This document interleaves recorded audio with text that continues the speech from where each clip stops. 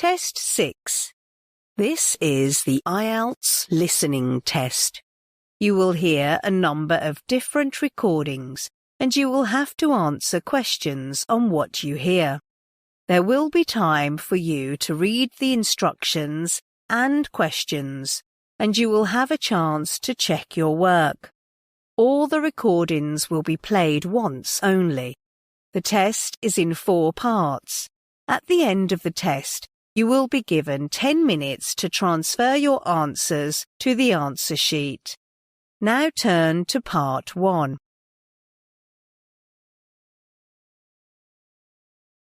Part 1. You will hear a conversation between the director of a childcare centre and a parent who want to enrol his child in the centre. First, you have some time to look at questions 1 to 6.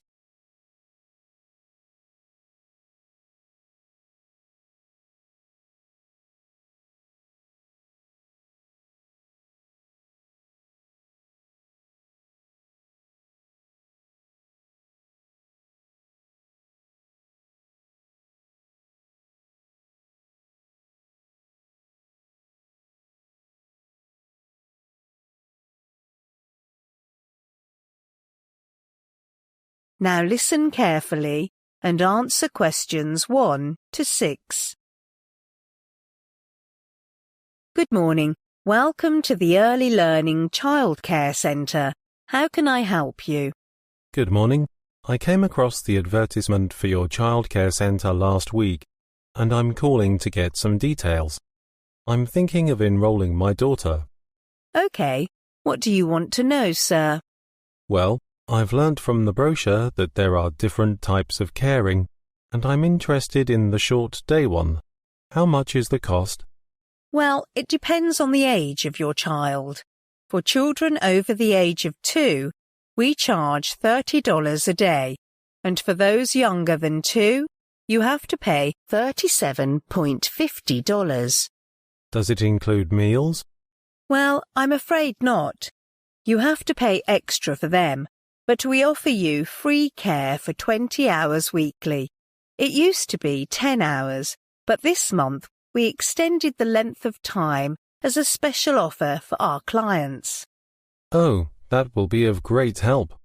OK, that's about the fee. Then may I know more about your centre? Something about the children's activities, the staff, etc.? OK. We offer a diversity of indoor activities which cater for children of different ages. For example, painting with watercolours, singing, dancing, games, etc. Moreover, when the weather is good, we always take children to our playground and organise different programmes in the open air. That's great. Outdoor activities are essential for children. What about the teachers? Are they experienced? Of course, all teachers in our centre have relevant working experience of at least 3 years and specialise in primary school education. Great. Then they must be professional in dealing with children. Another thing is, I've heard from other parents that they can receive a report from their caring centres every weekend about how their children perform during that week. And I wonder, is there anything like that in your centre? Yes, we provide that too. Great. Then I want to enrol my daughter as soon as possible.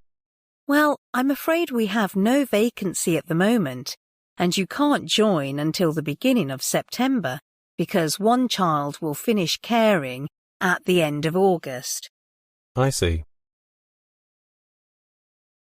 Before you hear the rest of the conversation, you have some time to look at questions 7 to 10.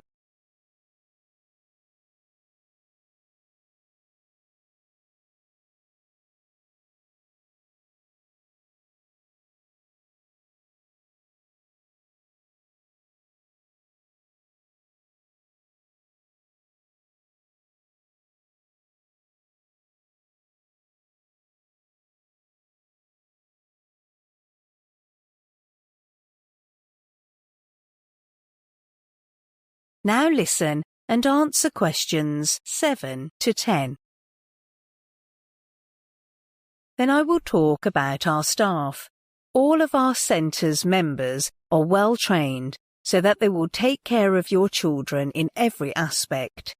For example, when doing activities with special needs, our staff will prepare all the necessities for children, like aprons in the painting class, sunglasses and sun cream when playing outside in a sunny day. It's great that you can consider that. I thought we had to prepare for these by ourselves. You must provide something. A family photo. Many children may miss their parents, especially during the first week, so our staff will take photos of every child in case they need them. Right. Apart from the professional knowledge of caring, are there any other requirements for your staff? Well, actually, when we do the recruitment, the priority we consider is the general health of the staff, so each applicant must provide a health certificate from the doctor. Yes, I agree it's essential. I've learned about your centre and I'm pretty interested, but I still have to discuss it with my wife. Of course. Then I'll give you the contact details of our centre, and if you want to register, you can call us or even have a visit if you like. Okay, what's your address? It's number 75 Calliope Avenue, that's Calliope, Walkie. Okay, number 75 Calliope Avenue. And the telephone number is 47896354. Okay, that's everything I want to know. Thank you very much. You are welcome. Bye. Bye. That is the end of part 1. You now have half a minute to check your answers to part 1.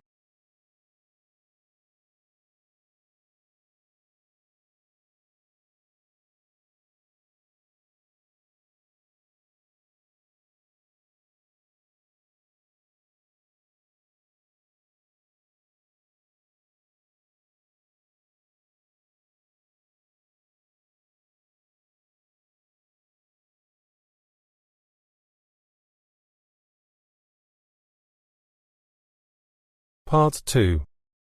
You will hear a radio program introducing a holiday resort to visitors. First, you have some time to look at questions 11 to 16.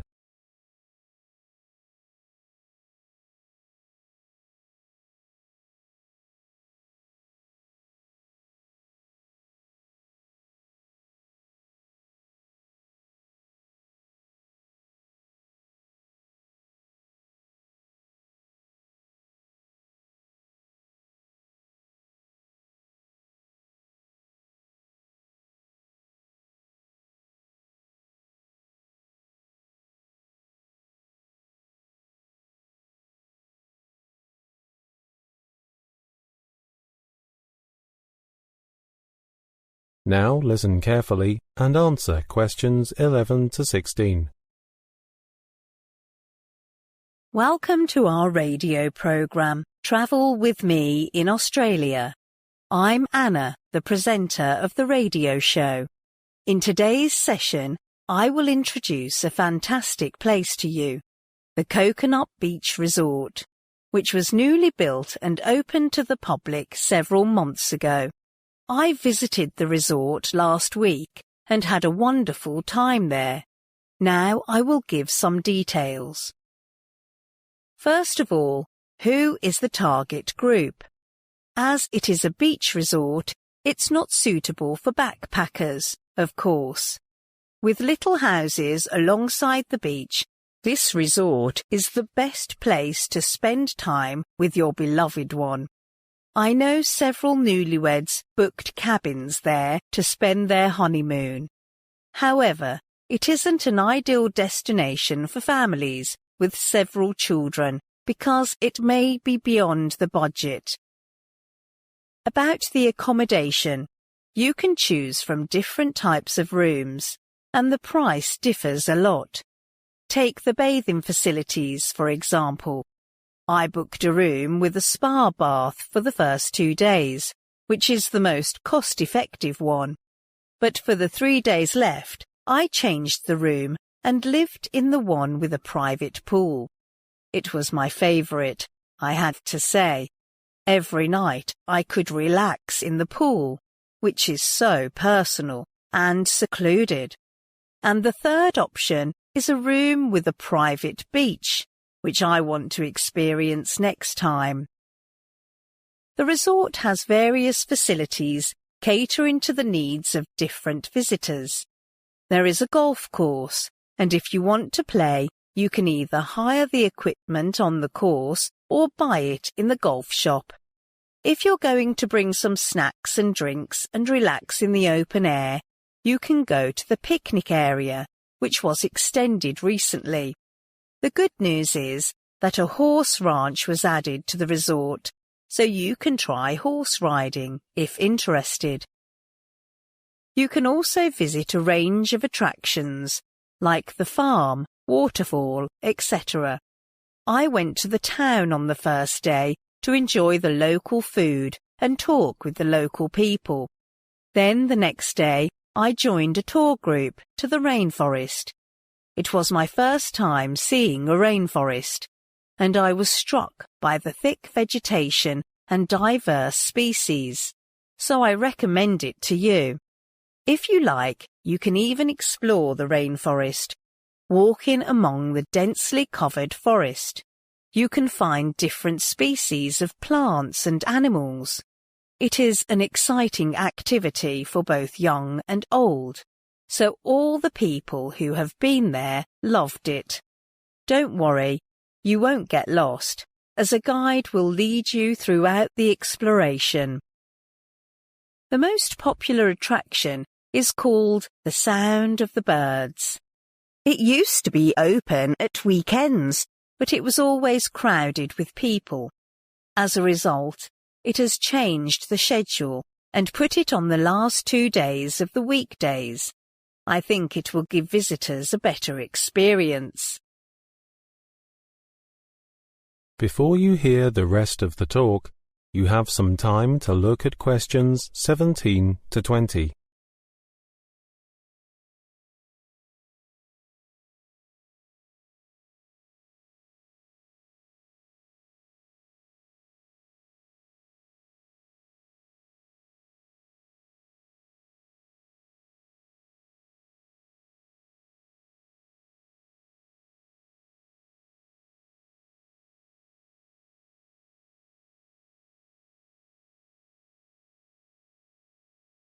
Now listen and answer questions 17 to 20.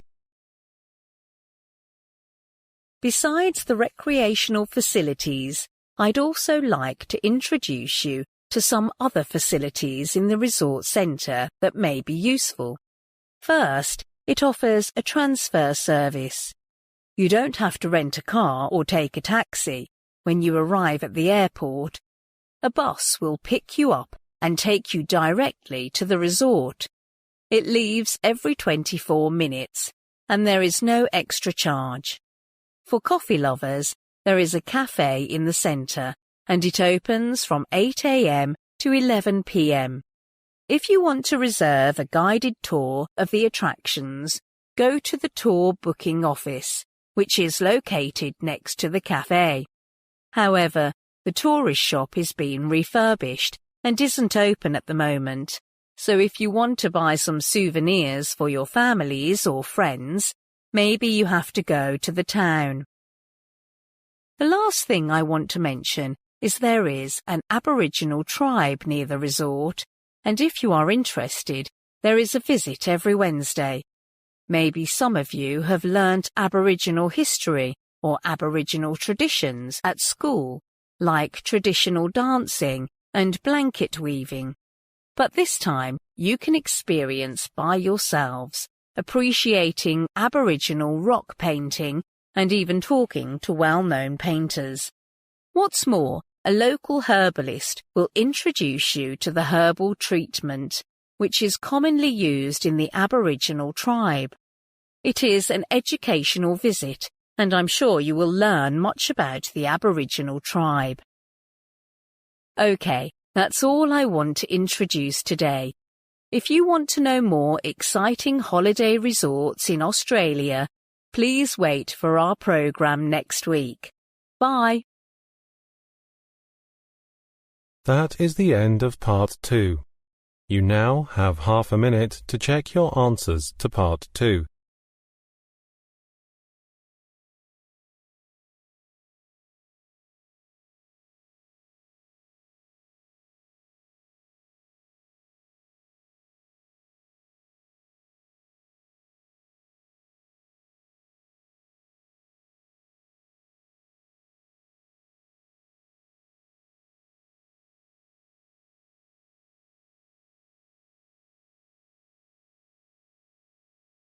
Part 3. You will hear a student called Ross talking to his tutor about the courses he is thinking of doing. First, you have some time to look at questions 21 to 25.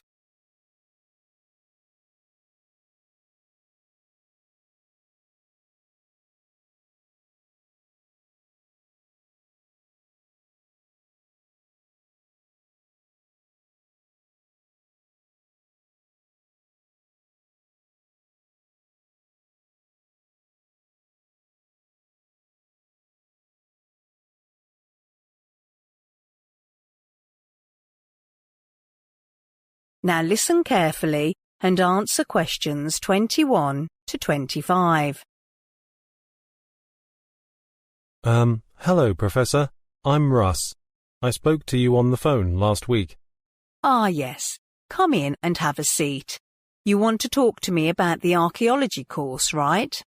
Yes, I've read the handbook, but I still have some questions and want to know more details before deciding whether to do it. Right. So what would you like to know? Well, first of all, when I choose the archaeology course, can I integrate it with other subjects? For example, one in anthropology? Yes, it can be combined with any other subjects, apart from classical history. That's because there is some overlap in the lecture times for those two courses. We weren't able to coordinate them. That's okay. Then about the modules, could you tell me the details? In the first semester, there are 3 modules, all of which are compulsory. What about optional modules? Well, we don't offer optional modules until next semester. Okay. The first module is called Object Matters, and Dr. Morris teaches it. This module is mainly about what can be learnt from specific artifacts, such as pottery and stone tools. That's something I've never heard about. I'm interested. How is the module presented? I mean, is it all lectures? Well, you mean the learning method. In this case, its lectures are combined with practical sessions, so it's a mixture. What about the content of the module?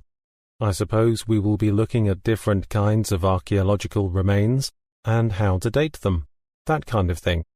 To some extent, yes, but the module is based on processes, and it covers 4 aspects in detail. First of all, recording material, and then classification, then the interpretation of the data. That's how archaeologists conclude their findings. And finally, display. Is that okay for you? I think so. Yes, thanks. Oh, one important thing. How is the module assessed? Should we take an exam at the end of the semester? No, it's all based on coursework after each lecture. So try your best when the lecturer assigns you a task. Okay. Before you hear the rest of the conversation, you have some time to look at questions 26 to 30.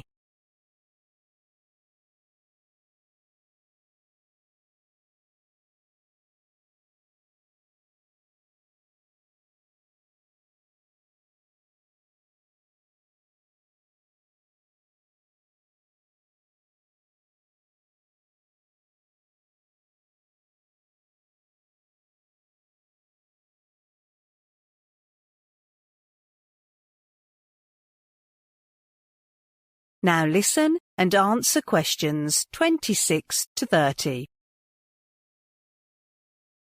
The second module's title is Towns and Cities. It is taught by Professor Elliott, the head of our department, and, as the name suggests, the module focuses on the origins of built environments and how they developed. That's mainly factual, I suppose. It is, and for that reason, it is assessed by examination. But instead of a written exam, we set it as an oral one, as we think most students prefer this way. It sounds a bit scary. I prefer written exams. Don't worry too much. Most of our students find they enjoy it. Okay. And then the third module is called Method and Science. And in this module, Dr. Thompson will introduce you to the standard techniques used in archaeological fieldwork and analysis, such as excavating and dating. What about the learning method for this module? Are there any lectures, or it's all laboratory work? Oh, there aren't any lectures. It combines half lab work and half seminars. What about the assessment? Oh, you are lucky. This module has no formal assessment, but right at the end of the module, you will have to take part in a site survey. That's great. Where shall we go for the site survey? Sorry, I can't tell you the location yet. That would be announced later.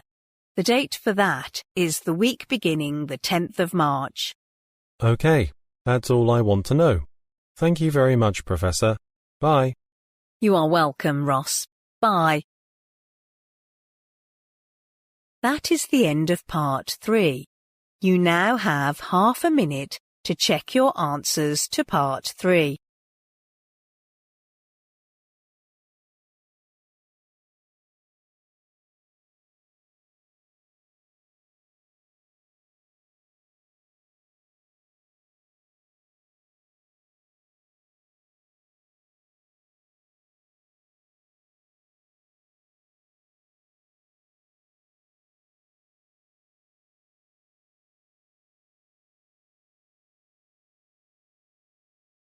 Part 4.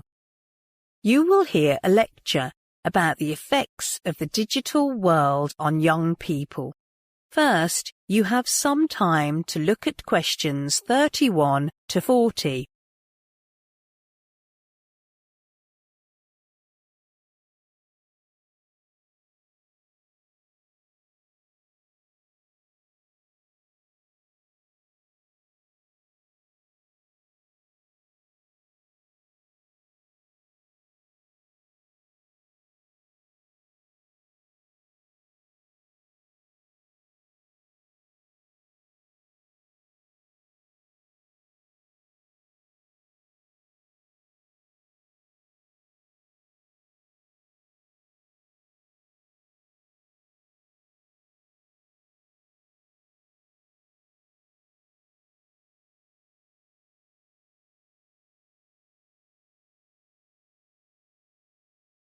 Now listen carefully and answer questions 31 to 40. In today's lecture, I'm going to talk about digital technology, especially the changes occurring due to the rapid spread of digital technology in the last decade of the 21st century. First, what is digital technology? Well, digital technology includes any computer-related devices like mobile phones, the internet, email, instant messaging, and so on. This lecture is based on the opinions of Mark Prensky and what he believes are the main effects that high exposure to digital technology has had on young people today. Prensky believes that because today's young people have been born into a digital world and spent a long time simply playing with technology, they have changed in fundamental ways. He thinks they are evolving differently, and as a result, processing information differently from the last generations. These young people's brains may have physically changed, although no clear evidence exists. Prensky believes that we humans can be divided into digital natives and digital immigrants. Of course, today's young people belong to the group of digital natives because they were born into this new digital age and grew up just as native speakers of the digital language of computer technology. However, digital immigrants are the people born in the generations before the digital age. When people learn a second language, they often retain their foreign accent. It is the same with digital immigrants. They aren't quite as effective at speaking the digital language as the natives are. Prensky illustrates this in detail. For example, instead of using the Internet as a primary source of information, digital immigrants prefer finding phone numbers with a phone book or looking up information in an encyclopedia. Prensky refers to this as the digital accent. Another example of the digital accent is scanning a manual for a computer program, but the program itself will teach you how to use it. People with a digital accent always rely on their original non-digital means of sourcing information. They prefer doing things as they've always done, rather than typing something into a computer.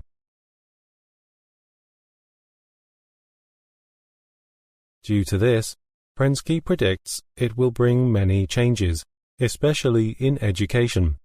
Other educators and theorists, such as Thompson Allen, Samuel James, and Peter Vander, also give their opinions.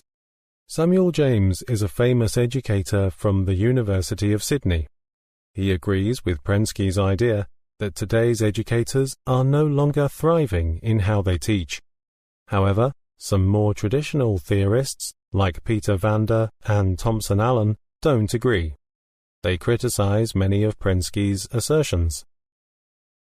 Vander argues that a typical classroom is much more different from what Prensky believes, with students from various backgrounds.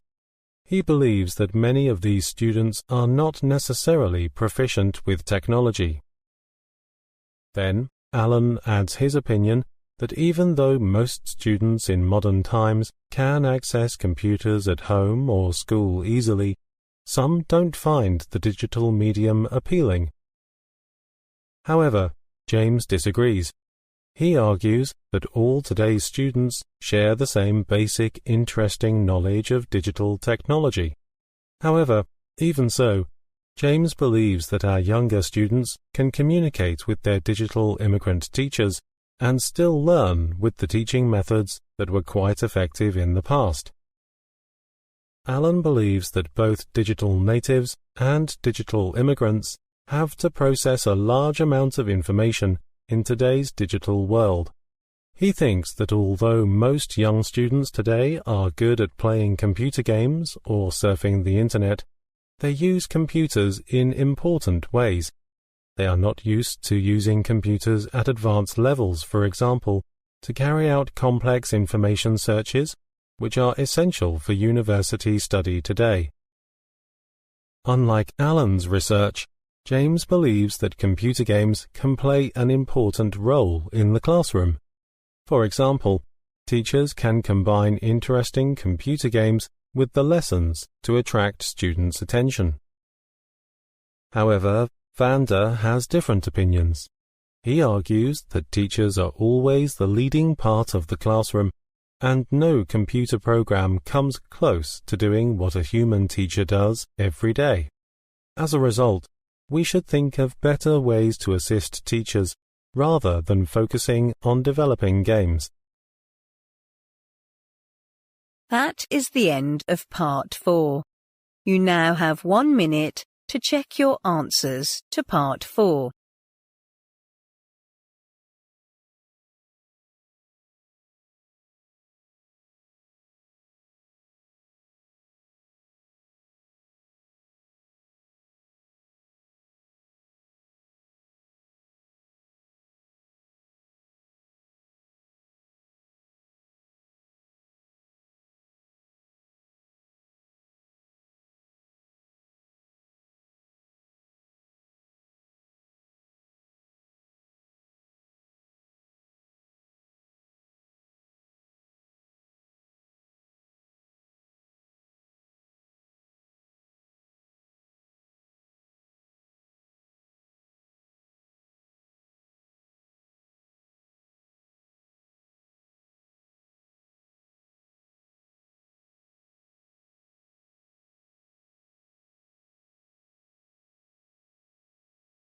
That is the end of the listening test.